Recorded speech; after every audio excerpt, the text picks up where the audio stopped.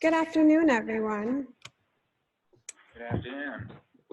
So thank you for joining us for the Connecticut Comprehensive Pain Center's first webinar, Pain Management Using Guidelines and Best Practices. This webinar is being recorded and it will be available shortly to view. We're asking everyone if they could please add their name in the chat so we know who is on the line. And we'll open the line for questions after the presentation. So if you have a question, you can submit it through the chat or wait until the Q&A portion of the webinar. So I am going to go ahead and mute the participants and hand over the presentation to our presenters.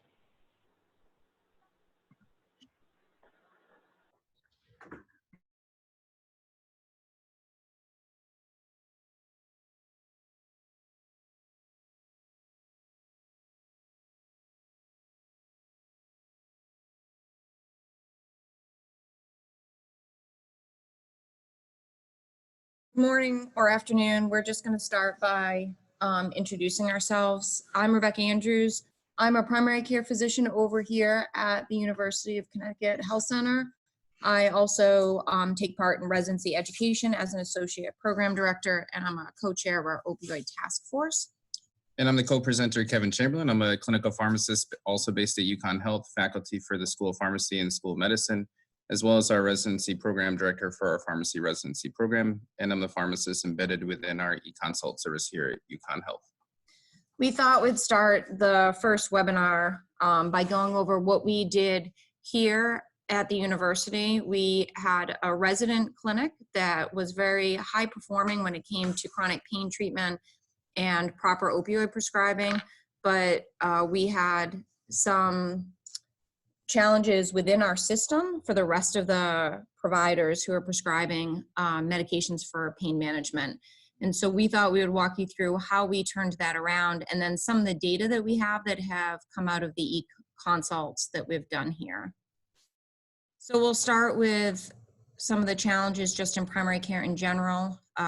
There's evidence and research out there that says 60% to 80% of docs in practice do not feel comfortable with chronic pain management or opioid prescribing, and about 80% of graduating residents. So that was really what prompted us to start our program here.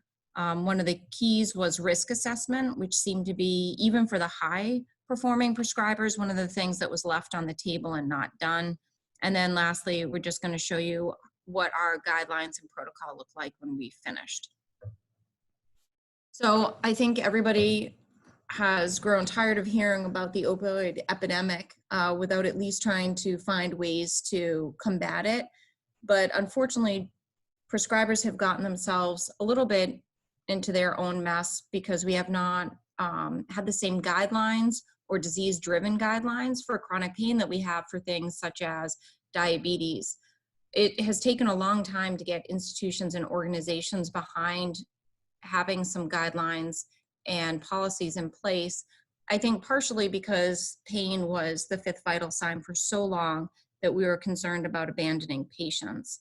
And then although there's been recent improvements in access, your state databases are still in their infancy and growing and changing and improving. I'm sure you've seen the recent updates for ours that are excellent as they give you an overdose risk indication. It is a quality metric though, so for offices that are involved in MIPS payment, it is one of the 2019 based performance categories. And then for recognized medical homes, it can be used as one of the quality improvement projects. MIPS metric is looking at 30-day prescriptions and if there's a medication agreement, and this actually happens to be in line with some of the new state laws. One of the biggest risks with opioids to make note of is the fact that it's been shown in the CDC publishes that even just a 3-day initial prescription for opioids shows that there's roughly more than 40% of those patients that will still be on opioid therapy a year later. And 3 years after that, roughly a quarter of patients that were ever started on initial opioids of a prescription that was 3 days or more will still be on them. So if you look at some of the CDC guidelines, and we're not going to go through all of them, but there's two that we pulled out. So the first is, again, supporting this idea that the initial prescription should be limited to 3 days in most circumstances, and that 3 days of an opioid should really be sufficient, with rarely needed more than 7 days. And this aligns with the Connecticut state law that went into effect a year or two ago, that any patient over the age of 18 with an initial opioid prescription shouldn't exceed a 7-day supply, and that's 3 days for 18 and under. And we have literature that substantiates this. The SPACE trial was a 12-month randomized massed outcome assessment that was done at the VA with a couple hundred patients. And it was looking at patients with moderate to severe chronic back pain, hip or knee osteoarthritis pain. And despite analgesic use, they were comparing opioids versus non-opioids and outcomes on function. And there was a 0.1 difference in an 11-point scale at the 12-month mark of opioids versus non-opioids, showing that opioids were not superior, in fact, to non-opioid analgesics over that 12-month period. If we look at pharmacologic pain management strategies, and this goes, this is the 2010 WHO adaptation of their original analgesic ladder, which goes back into the late 80s, early 90s, that showed the three-step approach to pain management. And if you recall, step one was really based on non-opioid interventions. And this was acetaminophen and your standard over-the-counter NSAIDs, but it was also in conjunction with a number of non-pharmacologic interventions. So the idea of heat and cold, the idea of physical therapy, manipulation, yoga, and the like, and that you slowly stepped up into either weak non-opioid analgesics and ultimately only reserved opioids for advanced analgesic needs or pain that was non-responsive to other modalities. And throughout the entire process, really the newest adaptation is the fact that all of these should be used concurrently. The idea that acupuncture and massage and exercise and physiotherapy should be incorporated into pharmacotherapy interventions along the continuum of intervention. And it's also important to remember that this stepladder has one kind of overarching goal, and it's that just because something didn't work in the past for a patient doesn't mean that it cannot be revisited downstream. There is a lot of literature that supports the idea that something that may or may not have worked previously could be an option for intervention going forward. So here at the university, we had a variety of habits with prescribing, both for our specialists and our primary care providers, as well as post-surgery.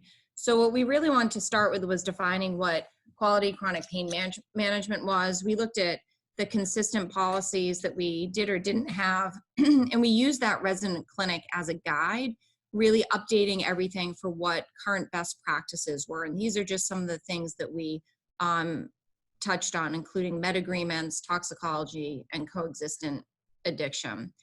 We wanted to make sure the patients knew that this was in order to help them, not to be more policing them. And so we started the toolbox with a warm welcome letter explaining what the risks are. And we really made sure our medication agreement got to the heart of making them more functional, not just treating their pain.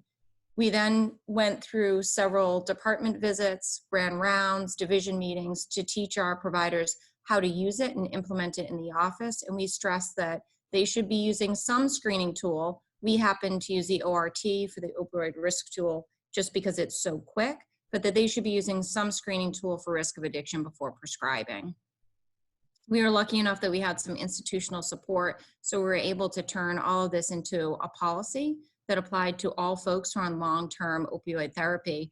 And we were able to highlight what the components of chronic disease management in the setting of chronic pain. So checking the state database, having visits every 90 days that really addressed the pain control as well as any side effects, urine screening, and then attainment of functional goals. These are all in line with several of the new state law policies. This is just a slide that shows the example of what the policy covered, and it even applied to our cancer patients who have a very similar policy, just with a different title on the top. We created a checklist because for providers, this made an easy to use tool that their support staff could use to make sure that there wasn't anything that was due for each individual patient. And then they could help us make sure we were adherent to the policy by letting us know if one of these checkboxes was missing. For the providers, just going back to what I said in the beginning, given over 60% of providers in practice are not comfortable with chronic pain management, we addressed what really went into assessing whether or not treatment modality was working and how to know when you do or don't change their medications around. This provided them sort of a template to use. We also created chronic pain visit templates in Epic to make it easier as well. This is a comparison of some of the risk assessment tools. We have shared this with the providers as well because the ORT does require knowledge of a family history. There are obviously other assessment tools that you can use, and using any one of these is fine. It's just what you're most comfortable and reliant upon.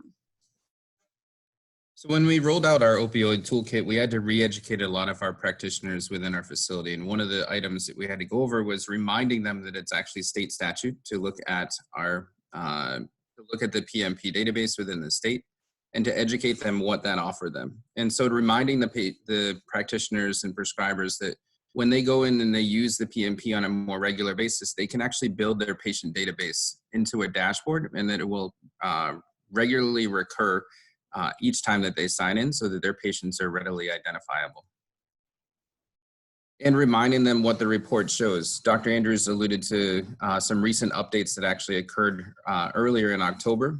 And one of the aspects that is now included with the PMP report is a NARC score and a risk calculation score, as well as morphine milligram equivalents. So now you not only get the prescription history, the prescriber history, and the pharmacy fill data for each of the patients, but you also get that morphine milligram equivalents and a score that equates to the overall risk of the combination of medications that they're on. And again, remember that the report includes all the information for follow-up with prescribers and dispensers. So I think one of the hardest things that we found for our providers was knowing when to discontinue. Everybody could focus on the addiction and the diversion, but getting them to understand there are other reasons, given the information that Dr. Chamberlin talked about earlier, that opioids do not outperform NSAIDs. If they're having adverse events such as falls, there's been an accidental overdose, someone who's having several episodes of urinary retention, those are all reasons to discontinue because the risk starts to outweigh the benefit. And getting our providers on board with just because long-term opioid therapy was started, it does not mean that it is continued forever. So a couple of the things that we want to describe is opioid tapering. So within our opioid toolkit, we actually wrote out recipes, if you will, for opioid tapering. And these actually predated the most recent Health and Human Services, HHS guidelines that just came out that were supported by the CDC, but they're actually in alignment with both ours and the Veterans Administration's Department of Defense tapering guidelines that came out. And really the take-home message for the best approach for most patients is to go slowly and to really target a 10% decrease of the original dose per week over a period of time and reevaluate throughout, but also recognizing that individualization and minimization of symptoms is going to be crucial to success. So example tapers are included in our opioid toolkit. They're outlined like this. So we have a given strategy that breaks it down per week. One of the next components we chose to go over them was that they found it very difficult to be in a room with a patient having this conversation. One of the best outcomes of the e-consults we've done for them is they actually take our consult note and use that as a starter for a conversation. We gave them tips for how patients sort of react when they're having their medications discontinued, even if it's, for all good intents and purposes, a medication that has been effective, but they've had multiple falls or those other adverse events that you just want to prevent. We highlight empathy and maintaining the relationship with the patient, because when patients leave and go to another provider, they start the same process all over again. And then lastly, we had to institute all this and how we could get it going effectively with all the different departments. So again, we had several types of trainings. We did grand rounds, division meetings, and we went to certain divisions. We did a data review of all of our long-term opioid therapy patients. I think there are some specialties that were surprised, including some of the surgical ones, at how many patients they were still prescribing long-term opioids for. We went through how to use the toolkit and use it to adjust their prescribing behavior. We gave them the template that was in Epic that I mentioned before, and then we gave them quick tips to make life easier, such as if you're doing electronic prescribing, you can write all the information in the prescription under the note to pharmacist, and that will pop up every time you renew that medicine, so you can see when your last UTOX was, your last agreement that was signed, and when you last saw the patient, as well as check the PMP. One of the things we also do is make sure that everyone is aware of outside resources, one of them being the huskyhealthct.org website for providers. There's a number of resources and references readily available to any practitioner within the state, including pain treatment planning guides that have informed consent documents that are pre-formed if you don't have an EHR system that has a lot of this stuff already pre-built, but also information that you can also utilize to give to your patients. Another thing that UConn Health has established is Project Echo. So Project Echo is actually built and sponsored out of something from the University of New Mexico, which allows for video conferencing of specialists to reach practitioners, and specifically primary care practitioners that do not have necessarily specialty practice and care or access. And what this allows for is those specialists to weigh in on challenging cases for those providers.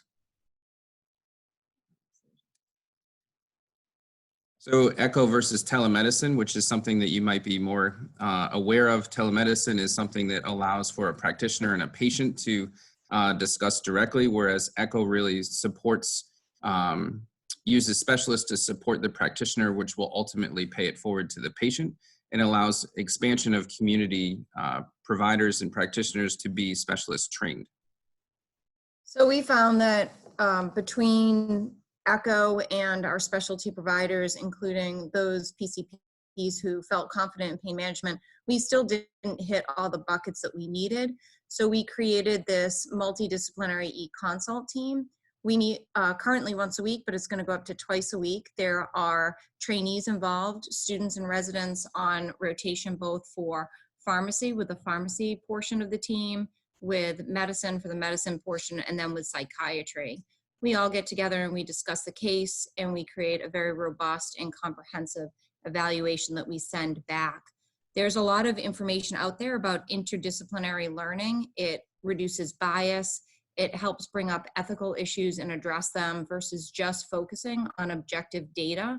We just got to present what we do here nationally, and the outcomes for interdisciplinary teamwork on patients is much more robust and improved than any single specialty alone.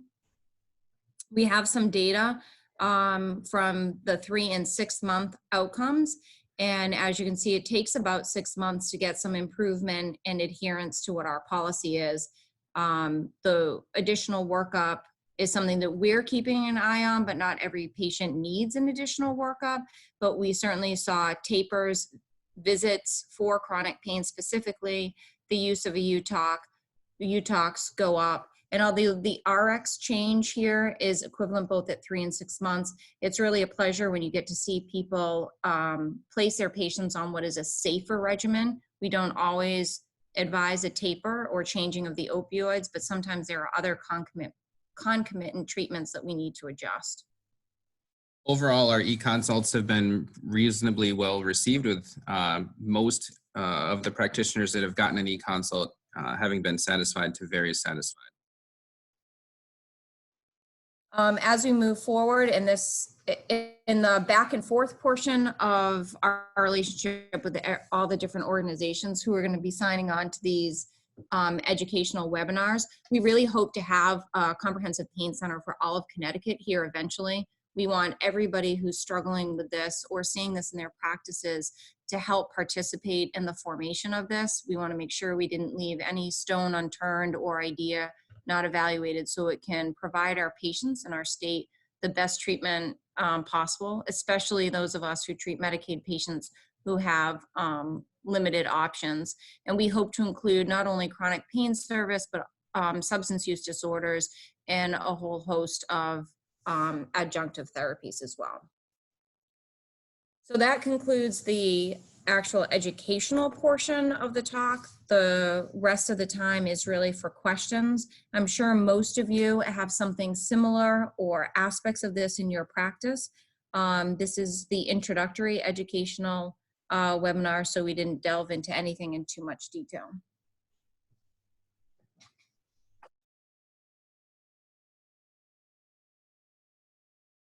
I'm gonna unmute everyone in case there's questions. Just give us a second. You can unmute yourselves personally if you have a question. Right now, I don't have any questions in the chat.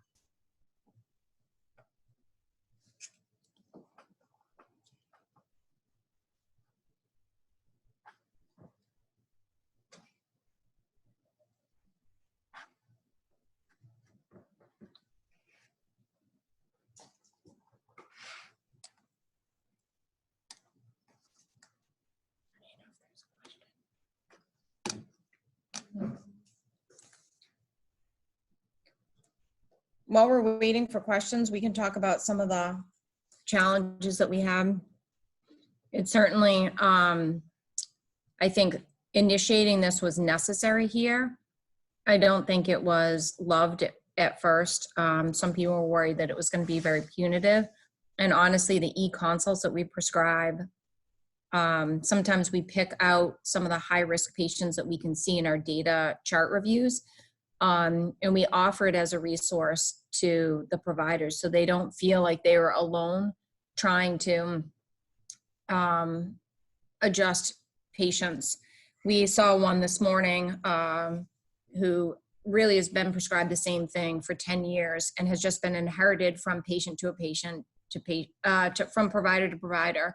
And so now you have someone who's about 90 years old on a fentanyl patch and multiple times a day dosing of Percocet. And it was just a matter of reevaluating what the risks and benefits were for that patient.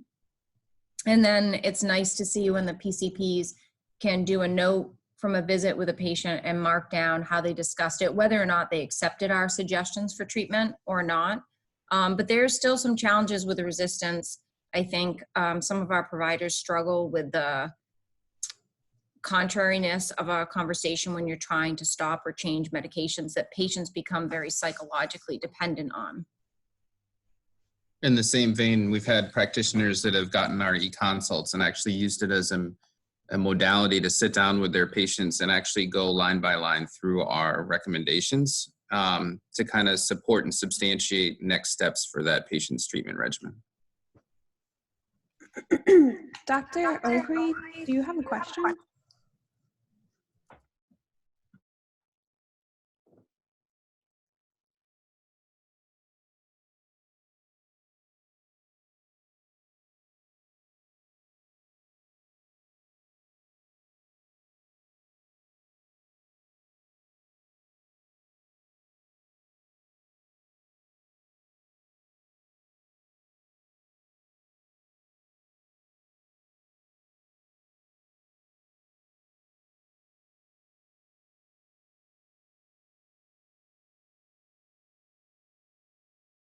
And it remuted on its own.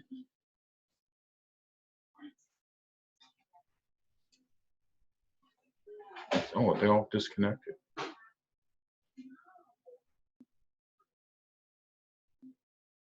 Hello? But I can't tell. Oh, yes, sir. Yes, why do you think that providers that ask for assistance are being resistant? A whole bunch of reasons. I think sometimes they have the sensation that they've continued a medication that maybe wasn't indicated. So we've seen that happen in a few And then seeing that in black and white is a little bit different. And knowing that in your gut and then having to sit down and have that conversation isn't always easy. So Kevin and I do a whole training for the residents on difficult communications. And I don't know what your training was, but I certainly did not learn that training. It's just something that I fell into because I find it very interesting. But there's definitely a skill set to being able to have that conversation and still maintain the therapeutic relationship. And then we have acquired some practices. So one of the docs who is fairly resistant owned her own practice for years and years. And, you know, obviously if you upset patients and they go away, some of that is your financial stability.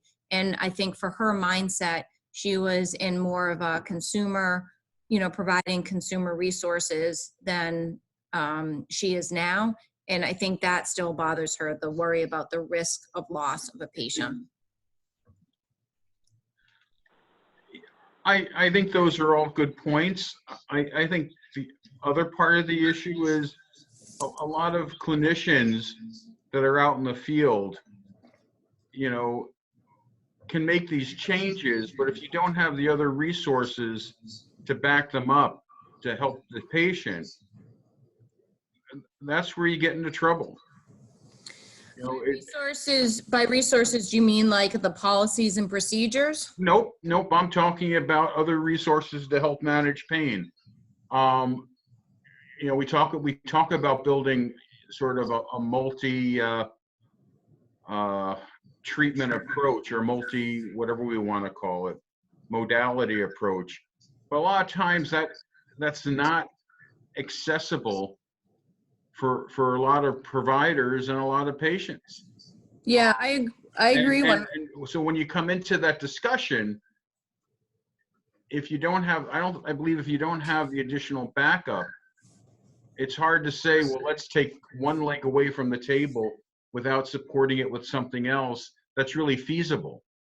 I actually agree with you 100%. I mean, our largest insurance carrier here is Medicaid. So we have a lot of patients who can't access resources. And it's not that we have these resources sitting around. We do these e-consults and we do try to provide information for where they can get them in the community.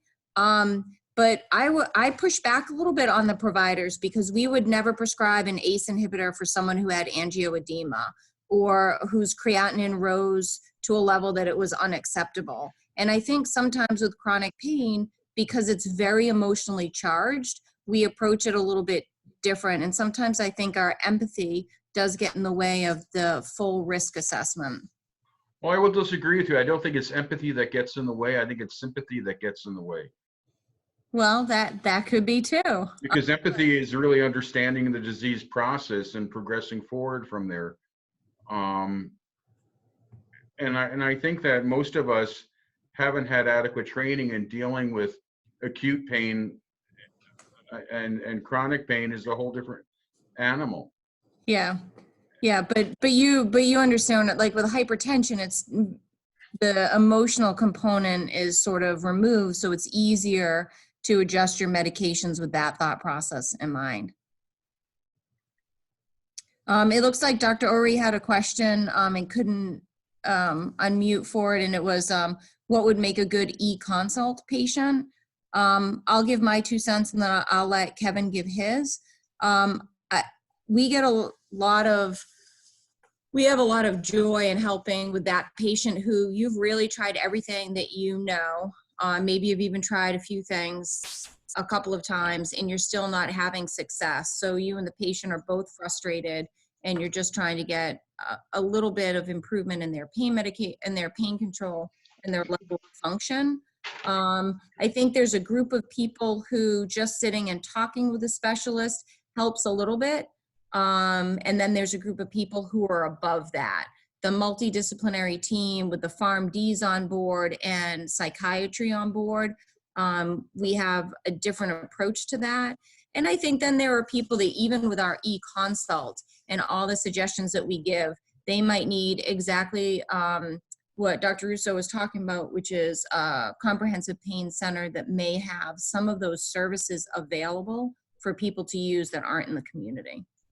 I think the only thing that I would add would be that what the pharmacy team brings to the table, at least, is thinking about different formulations and pharmacologic entities that aren't necessarily mainstream, or at least when we can sit down and review a patient's entire chart or history, we can look at what may or may not have been trialed at different doses, at different times, at different rates, et cetera, and really offer a different perspective on why something might either be worthy of repeated attempt or a trial attempt.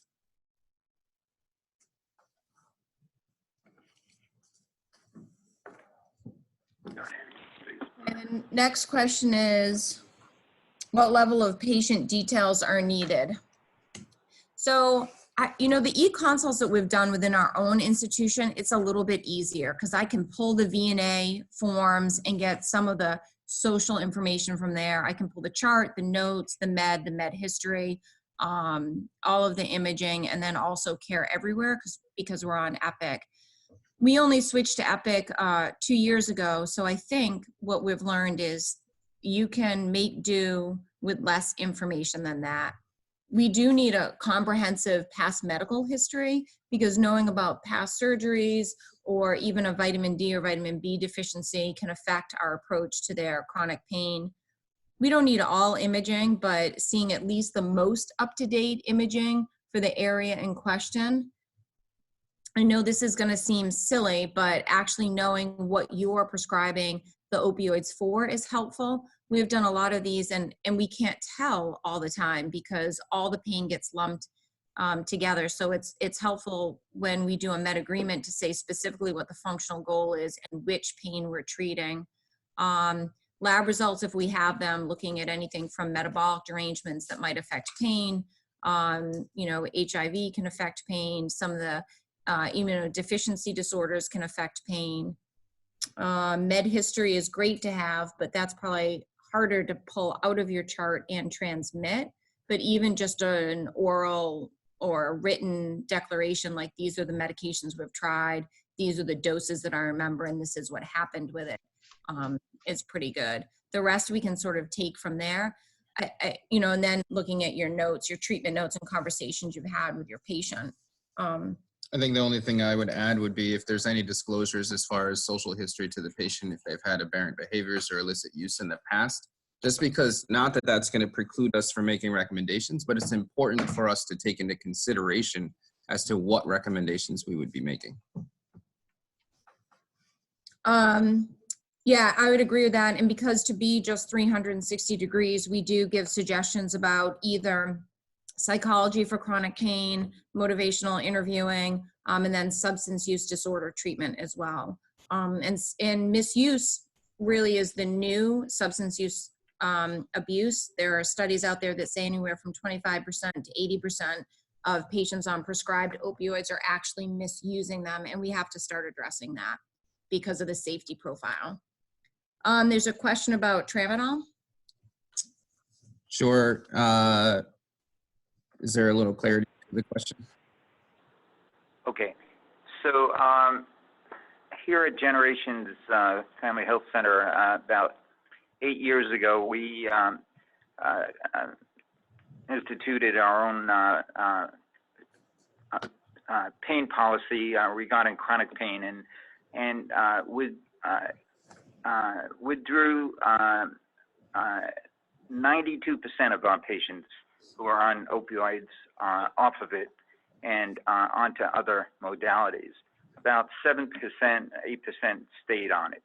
At that time, tramadol was not a controlled substance, so we continued to use tramadol.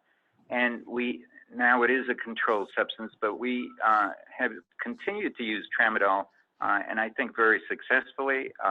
Our patients really do not escalate with that, and the number of side effects are very, very minimal. So, and when we look at our patient panel, many patients have hypertension, have coronary artery disease. You can't really use NSAIDs. People with GI complaints, also have problems in that area. So I was interested in what your views on tramadol are at your center. Sure. I mean, at the end of the day, the pharmacology of tramadol is that it's a mu-opioid agonist, and by all intensive purposes was moved to a controlled schedule because of its evidence for potential for abuse and misuse.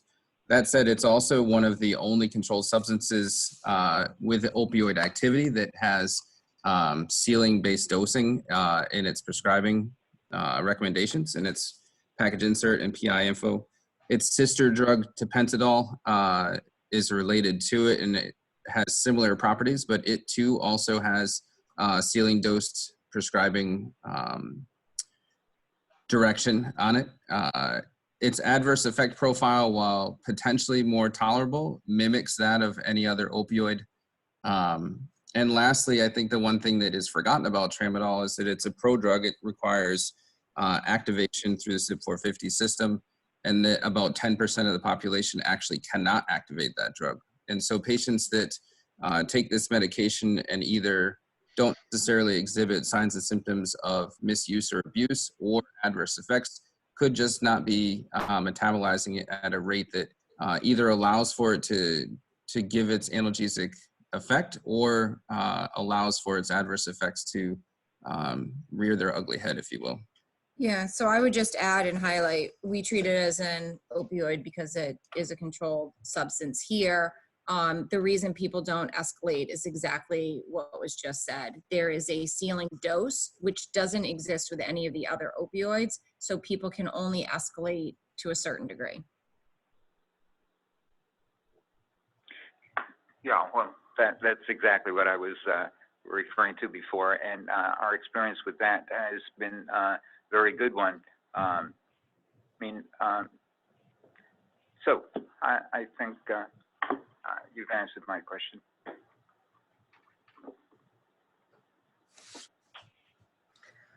We missed them. I think we can get our emails to you if you have any other questions. Our plan is to do one of these a month. We have a set of ideas, but if there are specific topics that you want to hear about, please feel free to email Kelly Sanchez. Her name should be on the email that sent out the invite. And in the meantime, if you have patients that you're interested in having an e-consult done on, we are going to work to make sure that you can get those to us. We appreciate you guys spending your lunch hour with us.